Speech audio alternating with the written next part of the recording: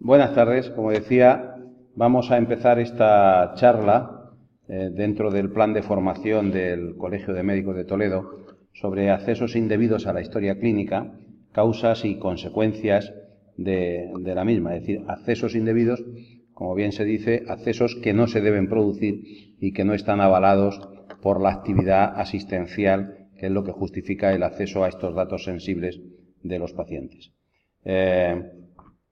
Yo soy Roberto Sabrido, les voy a hacer la introducción y darles algunos datos, pero fundamentalmente quien va a desarrollar más las intervenciones son Vicente Lomas, que está más a la izquierda, que va a hablar de los aspectos jurídicos de los accesos indebidos a las historias clínicas, y después Juan José Rodríguez Sendín, presidente de la Comisión Deontológica de este colegio y presidente de la Comisión Deontológica Nacional. Vicente, que no lo he dicho, es el jefe de coordinación, el jefe de servicio de coordinación jurídica del Servicio de Salud de Castilla-La Mancha.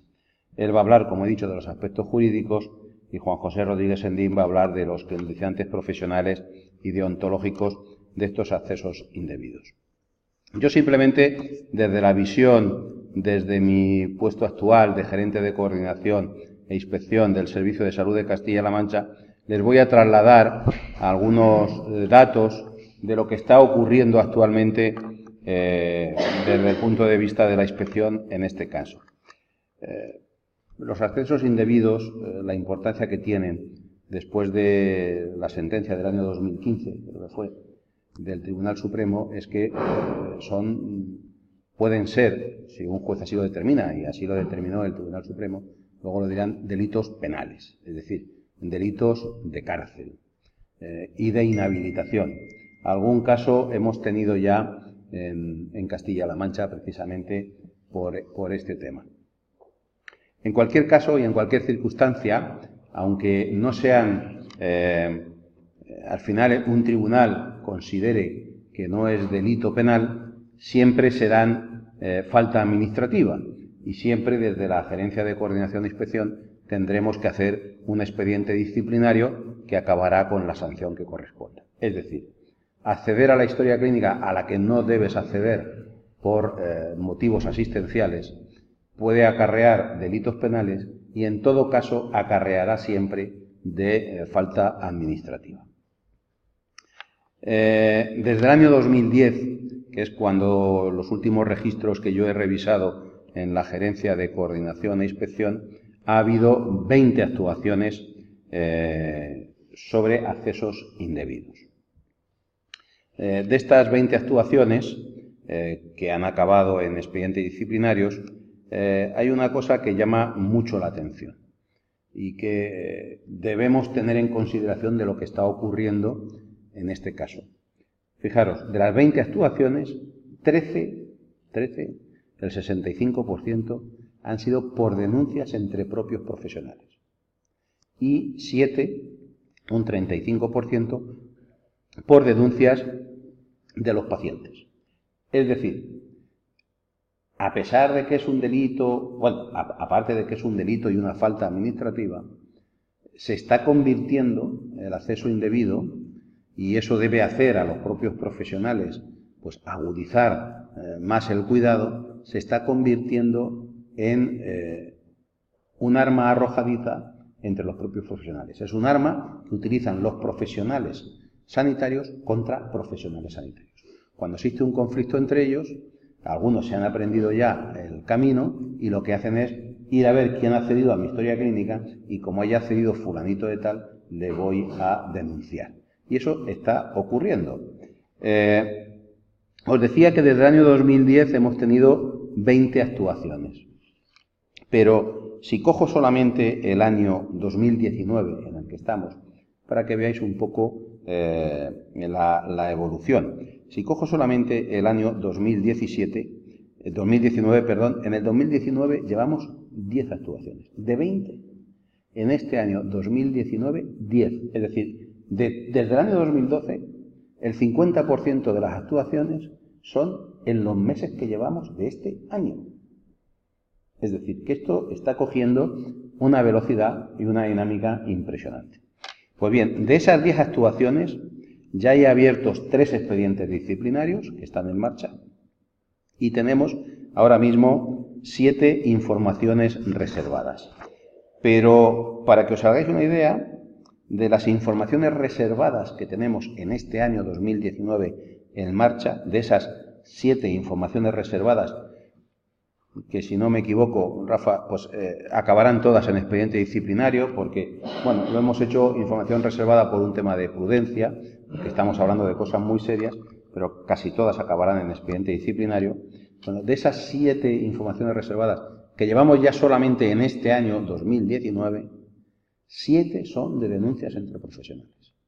7 de denuncias entre profesionales. Perdón, de las 7, 5 de denuncias entre profesionales y 2 de pacientes que denuncian que se ha accedido a su historia clínica. Es decir, tenemos por lo tanto un aumento muy importante y ese aumento importante además se está convirtiendo no porque los ciudadanos denuncien que han accedido a sus historias clínicas, hay algunos que sí, sobre todo a nivel rural, cuando van, y esto no sabe, lo cuento así porque ha pasado, ¿no? Cuando van y se encuentra con una persona en su barrio o en su pueblo y le dicen, oye, que me he enterado que estás embarazada. ¿Cómo te has enterado que estoy embarazada si no se lo he dicho a nadie, nada más que a mi médico de cabecera? Dice, no, es que me lo ha dicho su prima hermana que se lo comentó el otro día en la cena. Bueno, pues cosas tan simples como esas. Si no está ese médico asociado a esa paciente, puede generar un problema que lleve a la cárcel o a la inhabilitación a un profesional. Estamos hablando, por lo tanto, que no es un tema para tomársele muy en broma. A raíz del año 2015, luego lo explicarán, fue cuando se produjo una sentencia del Tribunal Supremo que dice que solamente el acceso, el mero acceso a la historia clínica ya supone un acceso a datos especialmente protegidos, que son los datos de salud, y por lo tanto eso ya por sí mismo puede constituir un delito penal.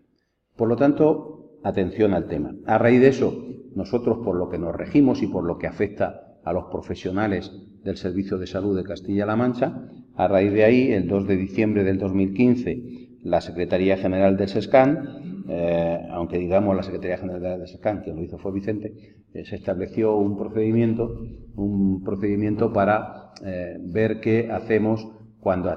En ese procedimiento lo que se estableció es que si una persona denuncia que cree que alguien se ha introducido en su historia clínica, lo solicita a su gerencia correspondiente, a la gerencia de primaria, aquí que está el gerente en el caso de atención primaria, o a la gerencia del hospital, o a la gerencia integrada en las otras áreas sanitarias, y dice, oiga, quiero saber quién ha... Normalmente siempre dicen, quiero saber quién ha accedido a mi historia clínica. No se les debe dar y no les dan en la gerencia quién ha accedido a su historia clínica, con nombres y apellidos. No se le dice, pues mire usted, su historia clínica ha accedido fulano, fulano, fulano, fulano, y no. Se le dice a su historia clínica, y es lo que nos tienen que decir a nosotros los gerentes, a su historia clínica ha habido un determinado número de accesos, 7, 8, 9, 10 o 27, de los cuales este acceso y este acceso consideramos que no tienen relación de carácter asistencial, porque ni son su médico de cabecera, ni son médicos de urgencia, ni son PEAC, ni son nada. O sea, esta persona creemos que no tendría por qué haber accedido a su historia clínica. Eso nos lo pasan a nosotros, a la gerencia de coordinación e inspección, y normalmente hacemos una información reservada previa, bueno, pues para ver primero si ha sido un error. Ahora lo que tenéis que tener en cuenta es que cuando os metáis en las historias y entráis en el ordenador, todo deja huella, todo. Nombres, apellidos, bueno, la identificación, el tiempo que se ha accedido, a dónde se ha accedido, qué datos se han visualizado en pantalla, todo eso sale en el histórico que da el área de tecnología de la información. Entonces eso nos lo pasan a nosotros, y bueno, y a veces vemos que a lo mejor se ha accedido 20 segundos, con lo cual, bueno, pues se inicia la información reservada, se habla con el profesional, oye, que mira, sí, bueno, me he equivocado, bueno, podemos hacer este tipo de valoraciones de que accedí equivocadamente o no me di cuenta, bueno, con el tiempo hace. Y para eso hacemos la información reservada. Cuando hemos visto que ya en la información reservada, que ha sido un acceso claro, franco, por tiempo y para visualizar datos clínicos, pues bueno, automáticamente nosotros lo que hacemos en base a la circular que tenemos y tal como está catalogado ahora mismo estos accesos indebidos, es damos parte a la Fiscalía. Y la Fiscalía ya empieza sus actuaciones. Nosotros abrimos expediente disciplinario, lo primero que hacemos es abrir expediente disciplinario y damos parte a la Fiscalía. La Fiscalía, si la Fiscalía abre diligencias, no lo comunica y nosotros entonces ya paralizamos el expediente disciplinario hasta que el procedimiento que inicia la Fiscalía que termine pues como tenga que terminar. Si al final incluso el procedimiento penal terminase en que no hay delito penal, si terminase en eso, entonces nosotros retomaríamos, como os he dicho al principio, retomaríamos el expediente disciplinario porque lo que sí que ha habido es una falta disciplinaria por acceder a eso. Y estos son los circuitos que estamos actualmente haciendo nosotros en la Gerencia de Coordinación Especial. Hasta ahora, todos los que hemos pasado al fiscal, por lo tanto, si veis que tenemos 20 actuaciones, hay 7 en información reservada, es decir, hay 13 que ya están en expediente. De esos 13, salvo una discrepancia que tuvimos con la Fiscalía de Albacete, que sabe bien Vicente, que ya está solventada, todos los demás han seguido su trámite penal. Y algunos de ellos ya hay sentencias condenando a 2 años de cárcel y a inhabilitación por otros 2 años. Muchos de ellos por mal ambiente en el trabajo, porque ha venido mi compañera, se ha dado de baja, esta se ha dado de baja para jorobarme a mí y me voy a meter en su historia clínica para ver por qué está de baja y si realmente tiene eso. La otra se entera que te has metido y se forma el follón que te puede llevar a un delito, a pena de cárcel. Luego, por tanto, este es un tema que es un poco... no hay que tomársele a broma, ahora ya te digo, hablarán los compañeros, es un tema bastante serio y que puede generar que a un profesional se le arruine la vida, porque a veces lo que no hay en esto es sentimiento de que estoy incumpliendo, no hay ese sentimiento, esa sensación de que estoy cometiendo un delito penal. Y la gente lo toma con naturalidad, pero realmente sí lo hay. Por lo tanto, ahora voy a dar paso a los compañeros. En primer lugar, voy a dar paso a Vicente Lomas para que os hable de los aspectos jurídicos. Y por mi parte, pues nada más. Luego, si acaso, en la intervención, cuando acabemos, queréis preguntar alguna cosa concreta de procedimientos de trabajo que tenemos en la inspección y demás, estaré encantado de comentarlos. Muchas gracias. Buenas tardes. Y bueno, pues un poco retomando la intervención donde la ha dejado Roberto, pues yo en estos minutos, también muy breves, pues simplemente me gustaría enmarcar en el contexto normativo pues todo lo que es el acceso indebido a las historias clínicas, ¿no? Entonces, si hablamos de accesos indebidos a historias clínicas, yo creo que resulta obligado traer a colación 2 derechos fundamentales. El derecho fundamental a la intimidad y el derecho fundamental a la protección de datos de carácter personal. Esos 2 derechos pues también tienen una gran importancia, como no puede ser de otro modo, en el ámbito sanitario. Claro, eso no es porque lo diga yo, sino porque lo dice la Ley General de Sanidad, en el artículo 10.6, donde ya consagraba en 1986, fijaos, el derecho del paciente a la confidencialidad de toda su información y de su estancia en un centro sanitario. Ese mismo derecho luego se ha ido perpetuando en las posteriores leyes que se han ido sacando en el ámbito sanitario. Pensemos, por ejemplo, en la Ley de Ordenación de Profesiones Sanitarias. En su artículo 5 establece claramente el deber de todos los profesionales sanitarios, tanto si trabajan en la sanidad pública como privada, bueno, pues de guardar sigilo y la reserva de vida, sobre todo lo que son los datos y la información relacionada con el proceso asistencial de un paciente. Si nos vamos a la Ley 41/2002, que todos conocéis, en su artículo 7 proclama también el derecho a la intimidad. Si dejamos la legislación sanitaria estatal y damos un viaje por la legislación autonómica, 3/4 de lo mismo. La Ley de Derechos y Deberes de Castilla-La Mancha, la Ley 5/2010, también proclama, artículos 4 y 5, el derecho a la intimidad y el derecho a la confidencialidad de los datos sanitarios. el decreto 24/2011, que desarrolla la documentación del régimen jurídico de la documentación sanitaria en Castilla-La Mancha, también vuelve a incidir sobre la confidencialidad y el deber de secreto. Y como normativa complementaria, pues también ineludible la legislación de protección de datos, tanto la que teníamos anteriormente del 99 como actualmente el Reglamento General en materia de protección de datos y la nueva Ley Orgánica 3/2018. Insisten con carácter general en la obligación pues, de la confidencialidad, del sigilo respecto de lo que es el tratamiento de datos de carácter personal, y también tipifican como una infracción administrativa el quebrantamiento de estas obligaciones. Claro, la cuestión es, una vez conocemos el marco normativo, bueno, ¿y esto qué trascendencia tiene, por ejemplo, de forma concreta en el ámbito de la sanidad pública? Bueno, pues un poco, Roberto ya lo ha dicho.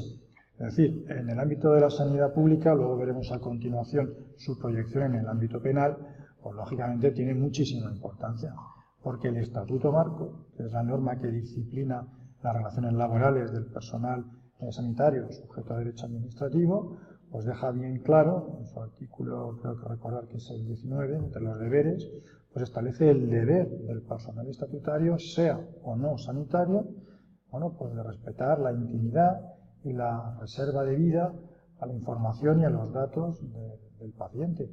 Y ello encuentra a su vez su traslación desde el punto de vista disciplinario, ¿en qué? Pues en la tipificación como una infracción disciplinaria muy grave, que lleva aparejado la separación del servicio, el quebrantamiento precisamente de esta reserva de vida respecto de toda información relacionada con el centro sanitario, así como la confidencialidad, la información confidencial que afecta al paciente en relación con su proceso asistencial o su estancia en un centro sanitario. Ya estamos hablando de que te ponen directamente en la calle. Pero es que además cabe la posibilidad de que te vayas a la calle y además en vez de ir a tu casa acabes durmiendo en prisión. Porque efectivamente el Código Penal tiene dos artículos fundamentalmente, el artículo 197 y el artículo 199. Por no entrar así en muchos tecnicismos y que 197 lo que viene a decir es: yo voy a castigar al que accede indebidamente a las historias clínicas. Al que accede. Antes lo ha apuntado Roberto. Más que una sentencia del 2015, esto arranca una sentencia del Tribunal Supremo de diciembre del año 2009 en relación con el acceso a la historia clínica por parte del coordinador de equipo de atención primaria de la localidad balear de Artà. Este al final tuvo suerte porque en este caso lo que se estaba ventilando era no tanto el conocimiento de los tripas de la historia clínica, sino un dato más bien de carácter administrativo, que era conocer la identidad del facultativo que estaba llevando a otro compañero suyo, con el que tenía hasta entonces una formidable amistad, pero que empezaba a recelar si tenía algún tipo de trastorno psíquico. Entonces, para intentar ver qué estaba pasando, pues me meto en la historia clínica a conocer la identidad de este profesional. Pues bien, el Tribunal Supremo finalmente salió airoso, insisto, porque realmente en este caso no se estaba hablando tanto de un dato reservado, como es el dato sanitario, una patología, un diagnóstico, sino un dato administrativo que a priori, pues efectivamente, estaba a su alcance, pues consultando los servicios administrativos, al servicio de tarjeta, etc. Ahí ya el Tribunal Supremo dice: vamos a ver, tenemos que distinguir respecto de qué tipo de datos personales estamos accediendo. Si accedemos a datos que en principio no son merecedores de la consideración de reservados, pues en tal caso, para que entre en juego la condena penal, es necesario acreditar que como consecuencia de ese acceso se ha producido algún tipo de perjuicio. Es decir, que no estamos ante digamos que no bastaría simplemente con el acceso. Ahora bien, si estamos ante un dato sanitario, un diagnóstico, cualquier informe que conforma el contenido de la historia clínica, ahí sí ya no es necesario acreditar que como consecuencia de dicho acceso se me ha ocasionado un perjuicio, pues a mi reputación, a mi, en fin, no, ahí simplemente basta con que se produzca dicho acceso injustificado para que nos topemos con el Código Penal. Penas de prisión de 1 a 4 años, además agravadas por el artículo 198 si quien lo ha cometido resulta que es un funcionario. entendiendo que funcionario en el ámbito de la sanidad pública, pues evidentemente va de suyo, ¿no? Tendríamos luego el 199. En el caso del 199, ¿cuál sería la conducta? Pues en el 197 es aquel que accede indebidamente, motivaciones de todo tipo, y como bien ha señalado Roberto, pues los tribunales de justicia vienen a decir, bueno, pues me da igual cuál sea la motivación, se ha producido el acceso, esto es un delito y hay que actuar. Es cierto que últimamente hemos encontrado alguna sentencia, pues más bien benévola, con el sujeto que ha protagonizado los hechos. Hace poco, en Castilla y León, creo recordar que era una enfermera, lo publicamos en el último número del Boletín de Derecho Sanitario y Bioética del SESCAN, y esta mujer, pues bueno, pues había llegado un rumor de que iba a venir nuevamente al centro sanitario una antigua compañera suya que fue su superiora jerárquica, una supervisora, con la que no tenían una excesiva buena relación. Entonces, bueno, pues ante a ver qué pasaba cuando venía, pues decide meterse en la historia clínica de forma muy fugaz, pero se mete. Y no solo de ella, sino además de sus dos hijos. La otra sujeta, la antigua supervisora, que efectivamente iba a retornar a su antiguo puesto de trabajo, puesto que se había solicitado una excedencia, con motivo de un viaje de uno de sus hijos a Estados Unidos, se mete en la historia clínica de su hijo para consultar una medicación y advierte que efectivamente esta otra compañera suya había accedido a la historia clínica. En este caso tuvo suerte, insisto, porque el tribunal lo que viene a decir es que, bueno, pese a la doctrina y al criterio, que de forma reiterada viene defendiendo el Tribunal Supremo, pues en este caso, pues es verdad que fue una intervención muy breve, simplemente se enmarcaba pues en ciertos recelos que tenía respecto de la otra persona, no llegó prácticamente a tomar conocimiento de una información excesivamente profunda. Además, su trayectoria profesional pues, es intachable. Entonces, al final, bueno, pues como que efectivamente la exonera de responsabilidad penal y canaliza o encauza los hechos por la vía de la responsabilidad disciplinaria. También es verdad que podemos encontrar algunas sentencias, pero insisto, son aisladas, en las que, pese a haberse producido el acceso a la historia clínica, pues el protagonista, el sujeto activo, ha quedado, pues digamos, ha conseguido salir indemne, ¿no? Fue el caso, por ejemplo, de una enfermera, creo que fue en el caso del Servicio Extremeño de Salud. Pero claro, es que era un caso verdaderamente dramático. Era una mujer que, su hija se había separado de su marido y, bueno, pues ella, llegaban constantemente rumores que su ex yerno pues consumía sustancias adictivas, en fin, pues que era toxicómano. Y claro, él se había quedado con los dos niños. Y tenía de vez en cuando, los fines de semana, se quedaban con él y se iban a viajar. Entonces, claro, pues ella empieza a desarrollar una ansiedad, un tratamiento, una cuestión ya que rozaba ya lo patológico. Bueno, rozaba no, era patológico, puesto que lo ha demostrado que estaba sometida a tratamientos con ansiolíticos, etcétera, y que además el propio Tribunal Supremo llega a decir que es que en este caso era algo ya obsesivo.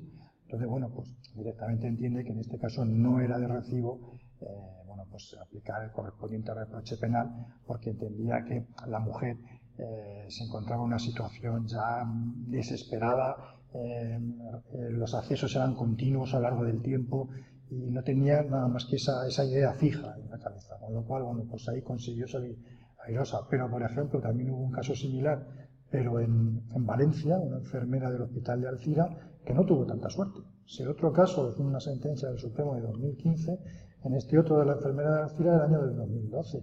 Y esta, muy parecido, en lugar de ser el exyerno, es el excuñado. En este caso, el excuñado pues, se separa de la hermana de esta mujer y se junta con otra chica. Tenían familia, entonces los niños pues se ve que se los repartían y bueno, pues había temporadas que las pasaba con su excuñado.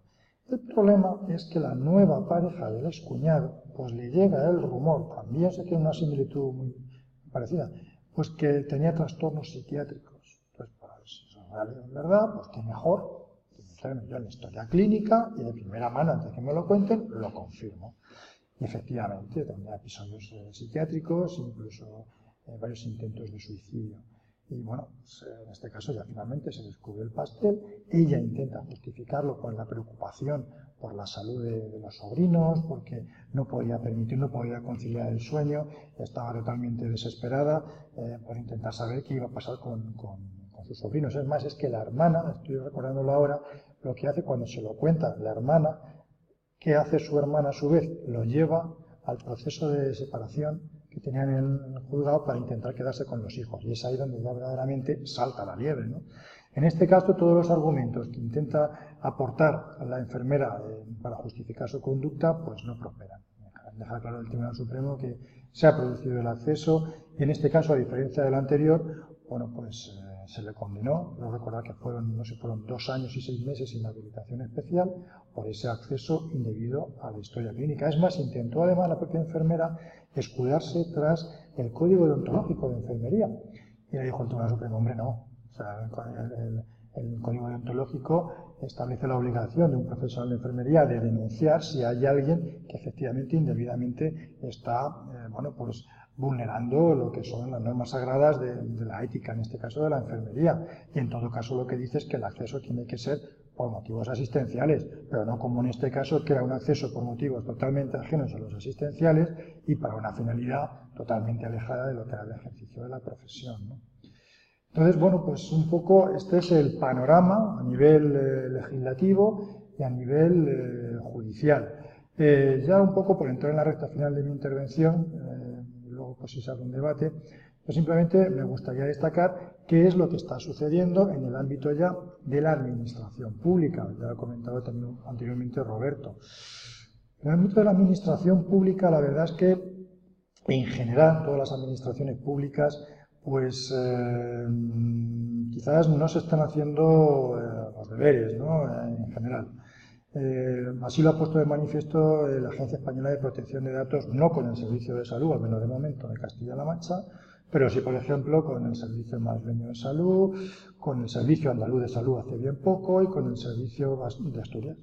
¿Qué es lo que viene a decir la Agencia de Protección de Datos? Todos ellos tienen un común denominador, profesionales sanitarios que se enteran que otro profesional, o sea, se repite la historia, ha accedido a su historia clínica. Entonces presenta una denuncia ante la agencia y la agencia, ¿qué es lo que dice? Pues por ejemplo, en el caso del Servicio Andaluz de Salud le dio un tirón de orejas porque efectivamente el Servicio Andaluz de Salud no tenía implantado ningún sistema de registro de accesos, lo cual suponía un incumplimiento de la normativa vigente en materia de protección de datos.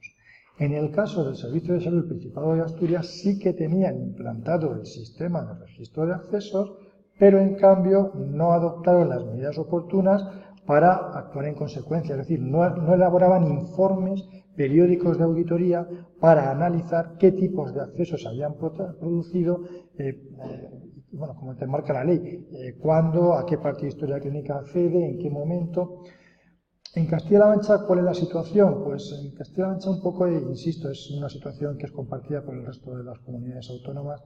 Nos encontramos con la dificultad muchas veces de, pues como ha comentado Roberto, no tanto de obtener la información, sino luego el digerirla, que eso también es importante, ¿no? Sí que hay sistemas de control de acceso, pero digamos que las auditorías probablemente informáticas no se están llevando a cabo quizás conforme a, digamos, a lo que nos establece la normativa. ¿Eso quiere decir que no se va a hacer nada? Todo lo contrario. Se está planteando ya la puesta en marcha, de momento está en fase todavía de proyecto, de desarrollo, de un sistema que está inspirado en el que tienen implantados en este caso el País Vasco y Baleares, un sistema automatizado que va a detectar, de acuerdo con unos parámetros previamente definidos, los accesos indebidos a historias clínicas. Por ejemplo, pues acoger, vamos a realizar una vez, por ejemplo, al mes, el sistema informático me lo va a detectar, en concreto, pues historias clínicas que hayan tenido más accesos a lo largo del último mes, historias clínicas a las que hayan accedido profesionales que no pertenecen a la gerencia donde se encuentra ingresado el paciente, accesos llevados a cabo por profesionales de la gerencia, pero que en cambio pertenecen a servicios distintos de aquel por donde pasó el paciente. Ello, evidentemente, pues va a generar un importante volumen de información y, bueno, pues habrá luego que plantearse pues la depuración de la misma, ¿no? En el caso, por ejemplo, de Navarra, se constituyó una comisión central de historias clínicas, que es la que se encarga de depurar todo esto, pero por ejemplo en otros servicios de salud, pues esa labor la puede asumir la gerencia correspondiente a través de las comisiones de historias clínicas que tienen atribuida por el decreto 24/2011 de Castilla-La Mancha la obligación de velar por la confidencialidad de su contenido. Pero en fin, todo esto un poco es lo que el SESCAN está trabajando, y lo que quiero transmitir es que lejos de una falsa sensación de impunidad que puede tener el profesional, pues el SESCAN no lo va a permitir y va a hacer todo lo posible para que esa sensación de impunidad falsa finalmente desaparezca y los profesionales tomen conciencia realmente que el peaje que tienen que pagar por satisfacer una malsana curiosidad es quizás demasiado elevado y no merece la pena. Yo, bueno, pues con esto quizás voy a dar por finalizada mi intervención y ceder la palabra al doctor Sendín para que analice este mismo asunto de la perspectiva deontológica. Gracias.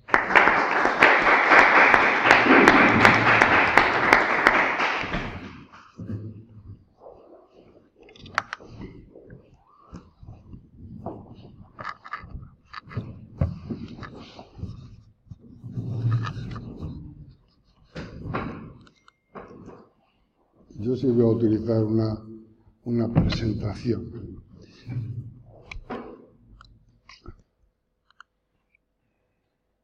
Vale.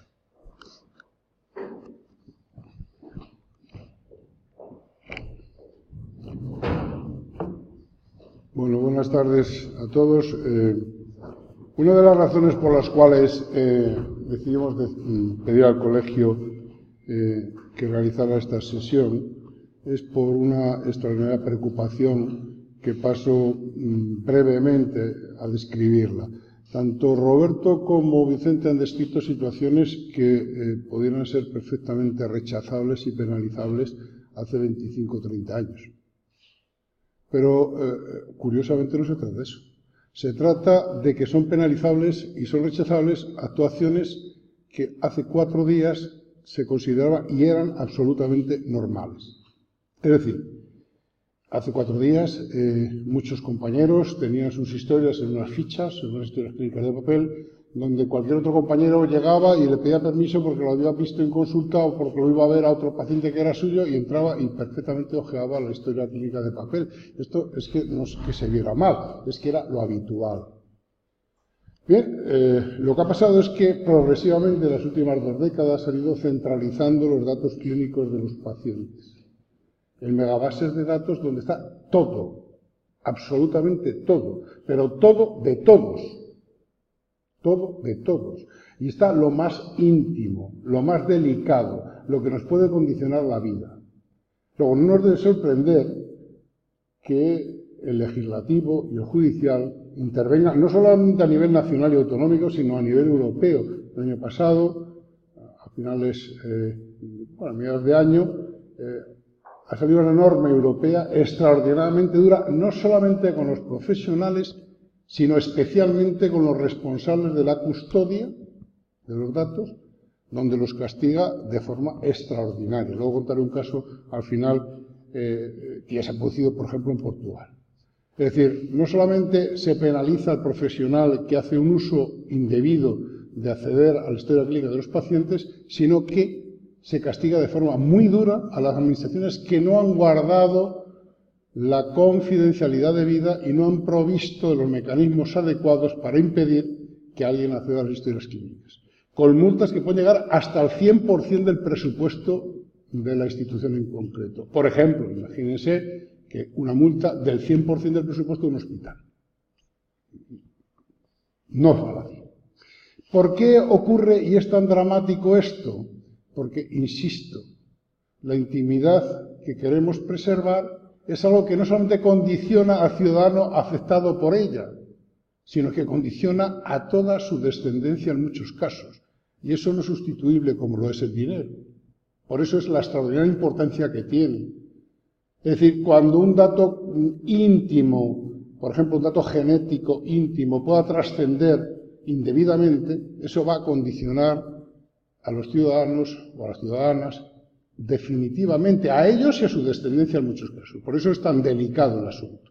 Y por eso, además, es más, a pesar de la profundos cambios legislativos que se han producido y de las regulaciones, yo estoy convencido que actualmente, en base a cómo se pueden utilizar y manejar los datos, las grandes megabases de datos, lo que se llama hoy el Big Data, y por supuesto con la inteligencia artificial, todavía no hemos llegado al final de la regulación, porque es extremadamente importante.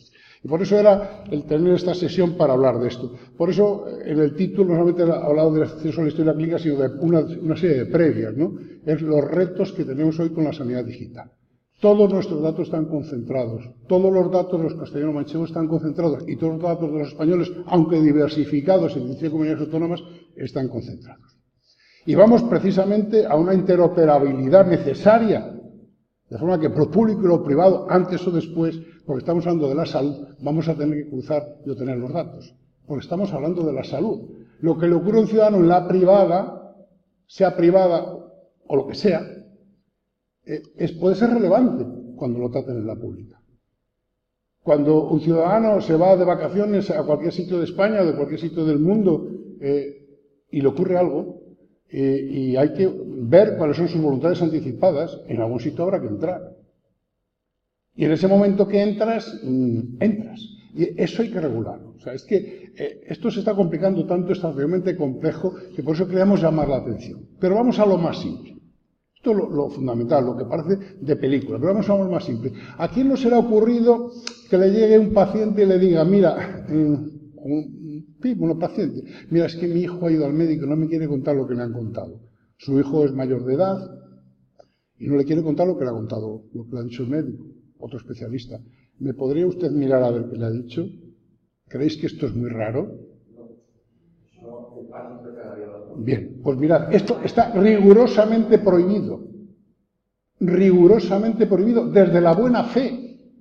Desde la buena fe. ¿Creéis que es muy raro que alguien haya tenido un accidente de tráfico que lo ha contado Roberto discretamente y le haya y no en Castilla-La Mancha? Yo tengo información por el puesto que ostento en cualquier otra parte del mundo y de gente muy relevante. Y le han entrado 1000 entradas a husmear. Y en algún caso que yo sé, hasta 2000 entradas a husmear. Claro, pero por cuestiones desde la buena fe, simplemente por curiosidad. Bueno, no sé si eso es buena fe o no, pero no sin ánimo de hacer daño. Los casos que han descrito ellos son gente que ha querido sacar cierto provecho. No, aquí es por curiosidad. Luego, esto se está complicando mucho. Por eso, encima, por si fuera un poco, tenemos una multiplicidad que, antes de entrar al asunto, quería comentar, una multiplicidad de sistemas estancos que no se comunican bien entre ellos en algunas ocasiones y tenemos que hacer ahora mismo el pase para que estos sean compatibles, pero en este momento hay algunos sistemas estancos que no lo son. Hay incompatibilidades entre sistemas de un mismo centro. Hay dificultad de reconocimiento unívoco de los pacientes. Todo esto es complicadito, o sea, a pesar de todo, es complicadito. Pero fijaros, algo más importante, ¿hasta qué punto tiene lo que estamos comentando tiene importancia? No hay ni un solo de estos conceptos que aparecen aquí que no tengan relación íntima con el manejo y el trato de las grandes bases de datos y de la historia clínica de los pacientes. Ni uno. Desde la sinergia entre los propios actores que intervenimos, la formación de los profesionales, ¿qué vamos a hacer con los estudiantes que tienen que ver la historia clínica? La propia sostenibilidad del sistema, tenemos que saber cómo nos comportamos, qué estamos haciendo bien, mal o regular, y alguien lo tiene que hacer, porque los directivos también son médicos y tienen las mismas reservas cuando tienen que cumplir con sus obligaciones y también con lo que no deben de cumplir. Por ejemplo, estamos hablando de las ayudas al diagnóstico, a los tratamientos, a la gestión y seguimiento. ¿De quién? ¿O de quiénes? Hay un montón de actores, estamos médicos, enfermería, psicólogos, asistentes sociales, están los de inspección, están los forenses, hay un conglomerado de gente y de actores extraordinariamente importantes y cada uno con unas motivaciones diferentes. Está la industria farmacéutica que saca información todo el año, puede. Están los marcos legales, por ejemplo, el que ahora se ha establecido. Están los proyectos, por supuesto, que podemos hacer desde España para incluso por otros lugares de Europa. Está la codificación que es necesaria ahora y automatizable, por cierto, y muy importante.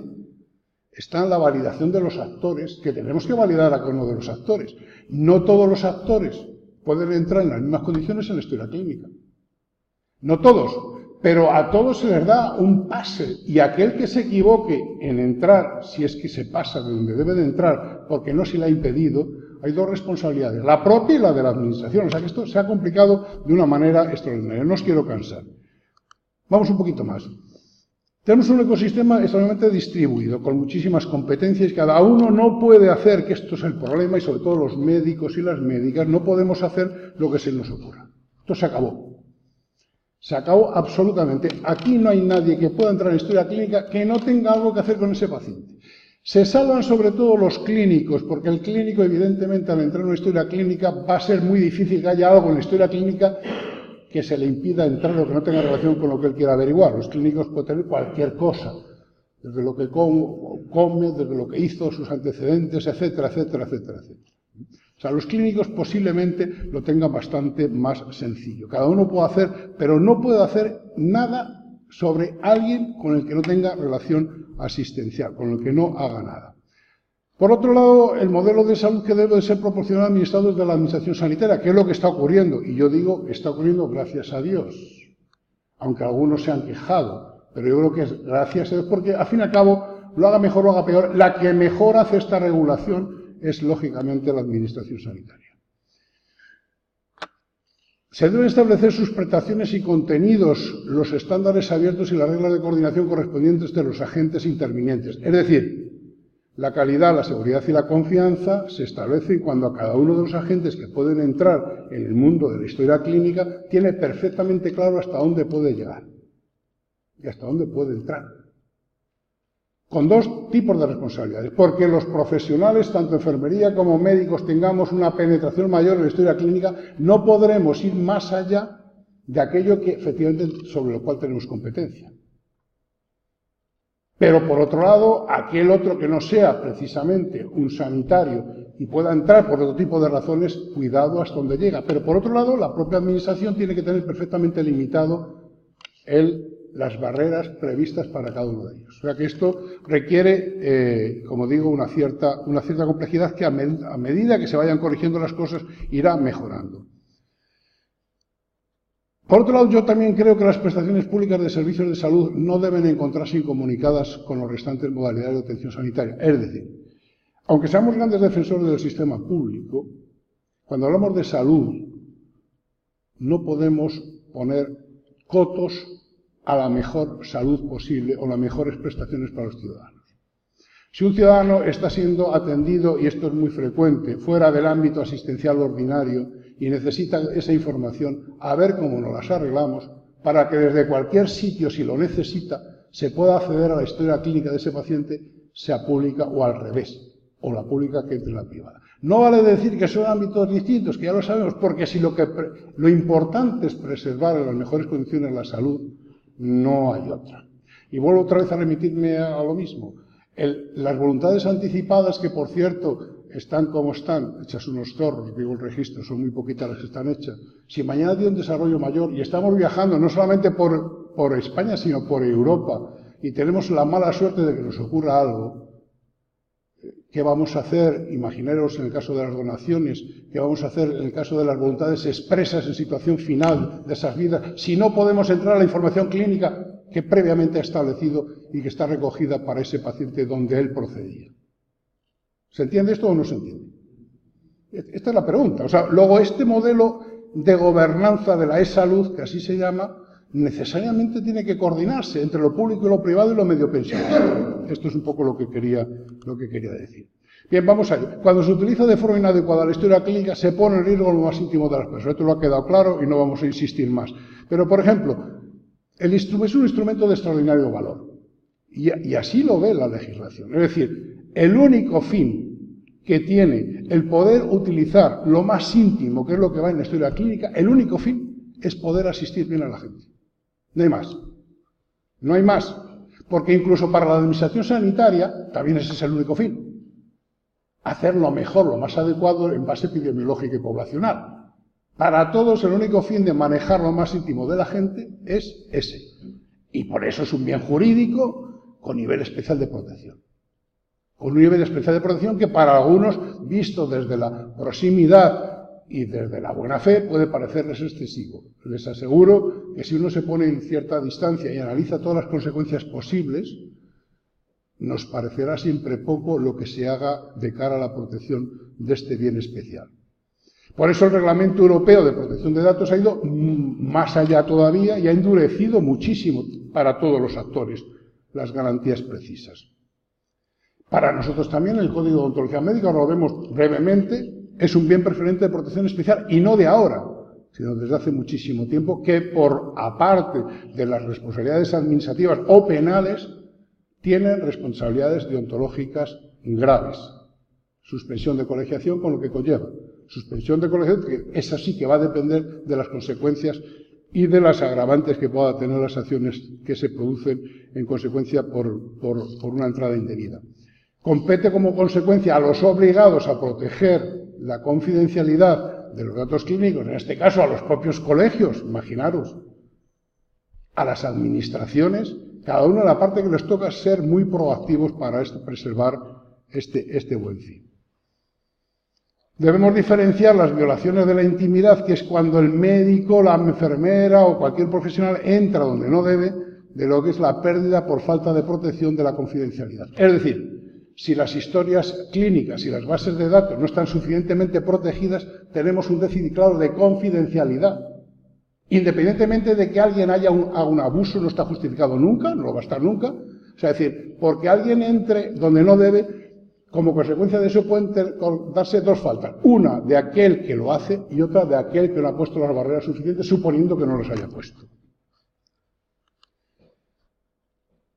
Bueno, no voy a insistir porque ya se ha mencionado, sí que quiero insistir en el Código de Ontología Médica de julio de 2011, que lo demás, las leyes comunitarias nacional autonómicas se ha mencionado, y de todas maneras vamos a daros un documentito muy pequeñito, de 5 páginas, de 6 páginas, que colgaremos también en la página web, donde viene de alguna manera referenciado todo lo que es las referencias legales y que amparan todo lo que hemos dicho, ¿no? Bien, las garantías, lógicamente, para la seguridad, accesibilidad, confidencialidad, disponibilidad y custodia supone necesariamente que cada uno de los agentes tenga un rol perfectamente establecido. Necesariamente. Porque si no tenemos ese rol perfectamente establecido, no podremos saber hasta dónde llegan nuestras responsabilidades. Y la clave está en la vinculación con el paciente. El paciente sí que tiene derecho a toda su información, a la información, por supuesto, de la historia clínica, salvo los datos subjetivos que pueda fijar el profesional, el propio paciente y los familiares en los que delegue el paciente, no todos los familiares, sino en aquellos que delegue el paciente y que puedan garantizar que es así. Lógicamente, terceras personas, que somos nosotros, los profesionales y los trabajadores sanitarios, cada uno con las competencias debidas, y limitadas exclusivamente al cometido y desempeño específico que tengamos cada uno, que es lo que parece ser que los médicos no acabamos de entender. Todos los excluidos, se pongan como se pongan, que no son ninguno de estos tres, todos contravienen la ley. Todos. Es decir, y los profesionales en aquellos casos que no tengan nada que ver con el hecho asistencial. Es necesaria, por tanto, una certificación seguro de todos los actores. Porque si le vamos a dar capacidades para entrar y penetrar en la historia clínica, que estamos hablando de la historia clínica de todos, no de los que tienen, pues verá antes el ficherito, teníamos el ficherito, el ordenador en nuestra consulta, no. Estamos dándole la entrada a todos, pacientes, profesionales sanitarios, gestores, centros y aseguradoras. Todos deberían tener una certificación segura de todos los actores y antes o después yo creo que se va a conseguir, porque yo creo que está perfectamente ya ensamblada la distribución de las mismas, ¿no? Al acceso no autorizado a una historia clínica le corresponde una responsabilidad penal y deontológica. Ya se ha hablado y ahora insistimos. Y también, como digo, deontológica. La penal ya se ha comentado, también la administrativa se ha comentado y la deontológica. Vamos a repasar brevemente lo que dice el Código del 2011, que ya lo decía previamente el de 12 años anteriores. El artículo 19.1 dice que los actos médicos quedarán registrados en la correspondiente historia clínica.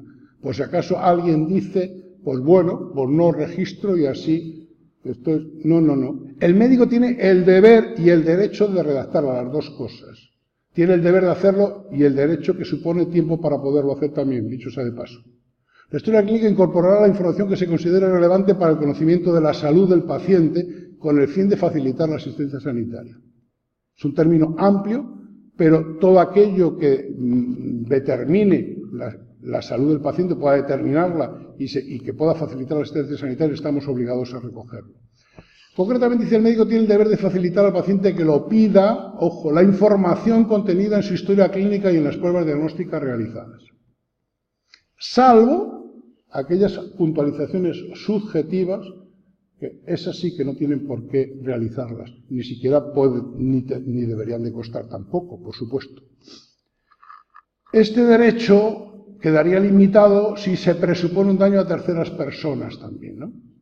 Por ejemplo, alguien que no quiere comunicar a su pareja que tiene una enfermedad de transmisión sexual. O, en el caso de que se pueda hacer un daño a la salud pública. El Código dice concretamente: el secreto comporta para el médico la obligación de mantener la reserva y la confidencialidad de todo aquello que el paciente le haya revelado y confiado, lo que haya visto y deducido como consecuencia de su trabajo y tenga relación con la salud y la intimidad del paciente, incluyendo el contenido de la historia clínica. O sea, no queda nada suelto. Absolutamente eso comporta para el médico la obligación de mantener la reserva. Es más, aclara perfectamente el hecho de ser médico, que esta es una de las causas donde hay compañeros nuestros que no lo acaban de entender, no autoriza a conocer información confidencial de un paciente con el que no se tenga relación profesional. Insisto, se puede decir: oye, entonces, ¿qué ocurre? ¿Que el traumatólogo que ve solamente desde el punto de vista de la traumatología una rodilla no tiene por qué ver si además tiene un proceso psiquiátrico? No. El médico, desde el punto de vista clínico, tiene abiertas todas las puertas, porque todo puede condicionar el proceso que está atendiendo y nada le impide hacer un diagnóstico nuevo sobre el que esté tratando. O sea, ahí no. Pero sí, el hecho de ser médico no autoriza a conocer la información profesional de un paciente con el que no tiene ninguna relación, con el que no tiene nada que hacer, o incluso con aquel que tuvo un tiempo, fue su paciente, pero ahora no tiene que hacer nada sobre él.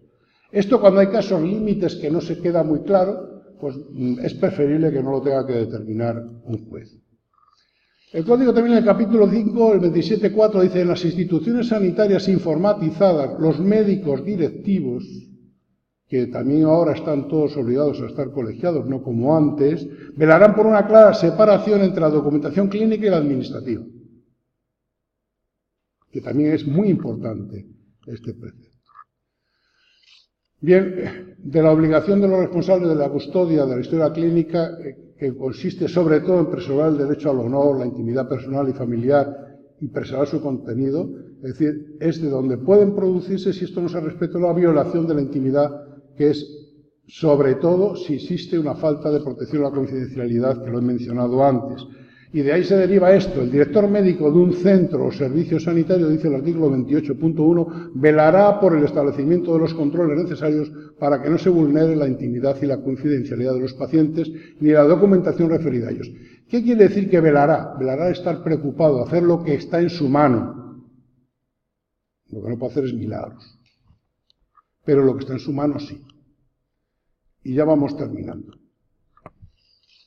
¿Qué es lo que está pasando con la percepción que tienen los profesionales? ¿Por qué está ocurriendo lo que está ocurriendo? ¿Por qué esas entradas masivas? ¿Por qué la gente no sabe que no puede hacer lo que hace, aunque sea desde la buena fe? ¿Por qué? Pues yo creo que hay tres grandes cuestiones.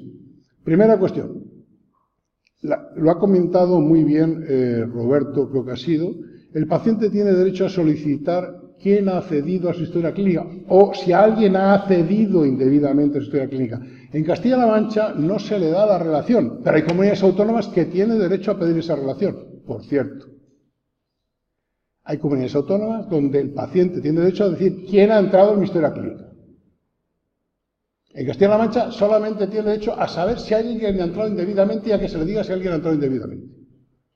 No sé cómo acabará esto, pero evidentemente cuando esto vaya subiendo de volumen, va a pasar como el carnet por puntos, supongo, y la gente perciba y haya roto esa pérdida de confianza o haya aumentado esa pérdida de confianza que conlleva todo esto, probablemente, como muy bien ha apuntado Roberto, empiecen a haber múltiples denuncias, ya no solamente porque los médicos se enfaden o estén enfadados unos con otros, no, serán los propios pacientes los que, al sospechar si ha habido entradas indebidas, le den la importancia que esto tiene y efectivamente procuren o hagan las denuncias oportunas. La segunda cosa es porque desconocen los impedimentos legales. Creen que esto es lo normal.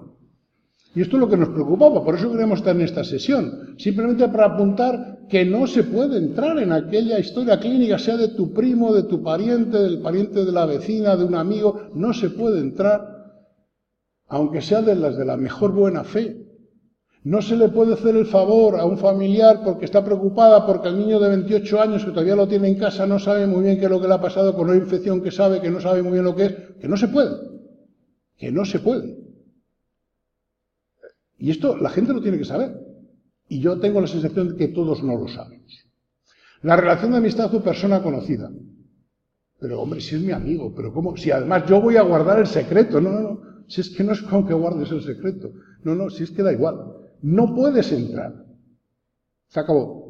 Y no vale, incluso fijaros, ha habido casos de entradas, hay un caso muy concreto, no puedo mencionarlo, no es nuestra comunidad, de una entrada indebida equivocadamente, por confusión de apellidos. Probablemente tengas que justificar y dejar constancia de que has entrado equivocadamente, si es una zona o con algún paciente conflictivo. Porque queda registro del tiempo que has estado. Si has estado 30 segundos, evidentemente no está. Si has estado media hora, pues va a ser difícil que lo justifiques, ¿no? Y luego, respeto, intimidad y secreto no son suficientes. No vale alegar que es que yo voy a respetar y no voy a decirle a nadie, voy a mantener el secreto, no voy a decir nada, y simplemente es que me lo ha pedido mi prima, o mi vecina, o una persona, o una mujer está muy preocupada por su niño. No vale. Y, por supuesto, la curiosidad no controlada. La curiosidad no controlada, que es el accidente de tráfico, o la persona socialmente relevante que ha entrado por el hospital, no han tenido cuidado y ha entrado por el hospital pues porque se han puesto malitos. Imaginaros el señor Botín, cuando se ponía malo, ¿no? Pues iba al Valdecilla. Pues en estos tiempos, claro, eran otros tiempos, porque esto ha cambiado mucho en los próximos años. Imaginaros, bueno, pues sería media España a ver qué le pasaba al señor Botín, entraría, ¿no? Pongo este ejemplo porque es claro, es notorio y público que el señor Botín iba al Valdecilla, si no lo podría decir, ¿no? Y lo último, como conclusiones, el acceso indebido a la historia clínica es una realidad indeseable y claramente innecesaria. Las actuaciones incorrectas sobre la historia clínica tienen gravísimas consecuencias para los actores que actúan improcedentemente. Y puede ser, ya se ha apuntado, responsabilidades penales, incluso, insisto, desde la buena fe y sin ningún tipo de maldad ni de intencionalidad en la entrada. Con un alto nivel de desconocimiento de los límites legales que tenemos entre los colegas. Esto es muy importante. Por eso el documento ese que he mencionado, que es muy cortito, van todas las referencias obligadas y es intentar facilitar a la gente que le eche un vistazo y por lo menos esté al día sobre algo tan importante. Y nos parece importante establecer una estrategia informativa y de sensibilización, que es lo que hemos procurado, ¿no? Hemos procurado y vamos a seguir procurándolo, para que, al menos que por nuestra parte no quede, ni por el SESCAN tampoco, de que hacemos lo que se puede para que la gente esté enterada. Aunque yo insisto en que todo el mundo estaba enterado de que no se podía circular por la izquierda, pero hasta que no apareció el carnet por puntos, desgraciadamente la cosa no mejoró. Pero fijaros lo que mejoró cuando apareció el carnet por puntos, nada más.